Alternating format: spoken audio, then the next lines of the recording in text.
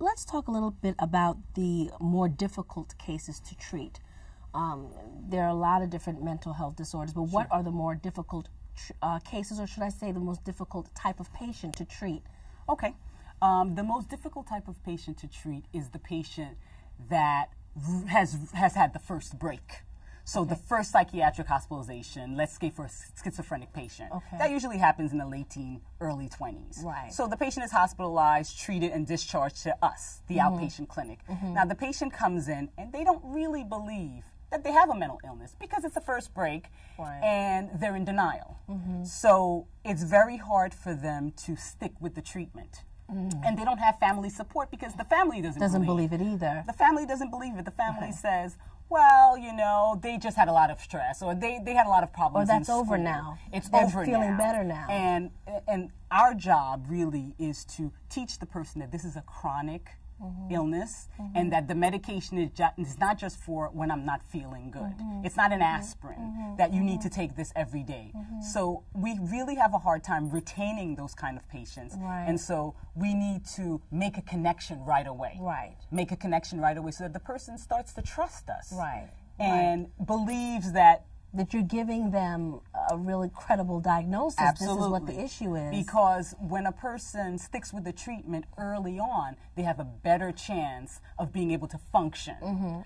But with repeated hospitalizations, the chances that the person is going to function adequately and, you know, or normally, because they're having too many lapses. Absolutely. Too many lapses in employment, too many lapses. So that's the most difficult patient, I would say, to treat. Well, mental illness is most definitely a very taboo subject, especially in the African American Caribbean community. Why do you think that's so?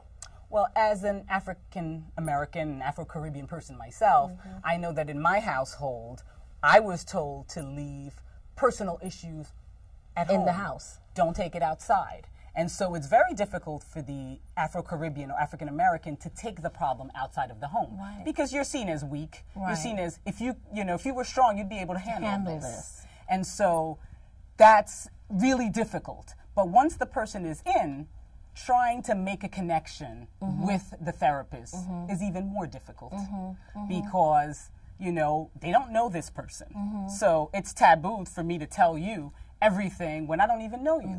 So what we do is we try to engage the family in the treatment, because if the family supports the person coming to treatment and encourages them, reminds them, then there's more of a chance that the person is going to break through.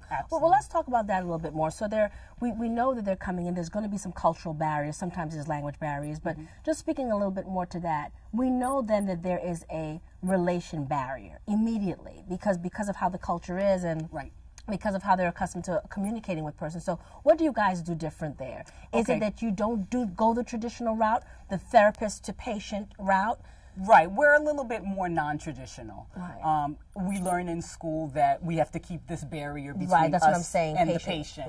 But what we do at Kingsbrook is, because we have a lot of Caribbean patients, a lot of African-American patients, we try to disclose a little bit to the patient. And because you also, as a therapist, too, we have a lot of Caribbean therapists and African-American therapists, so we kind of understand what that is. That's We understand that if we don't give a little to the patient, that we won't get anything from the patient. And so, you know, if a patient asks you, if you go on vacation, how was your vacation? You know, we don't say to them, well, you know, I'm interested in finding out why you want to know about this. We say, it went well. It's okay. If a patient knows that a staff person just had a baby and says to the staff person, how's the baby doing? You know, we're not guarded. We don't see ourselves as guarded. We can share. And you found the reason why you share is because that you found what? What happens when you do share When we more? do share, the patient is more connected. The patient trusts us. And if the patient needs a hug, we give a hug. If we, you know, we're not going to hug. Traditionally, that's taboo. That's right. You know, but if a patient is crying, you try to comfort them and support them with words. You know, but there are times where a patient does need a hug, and so it's okay.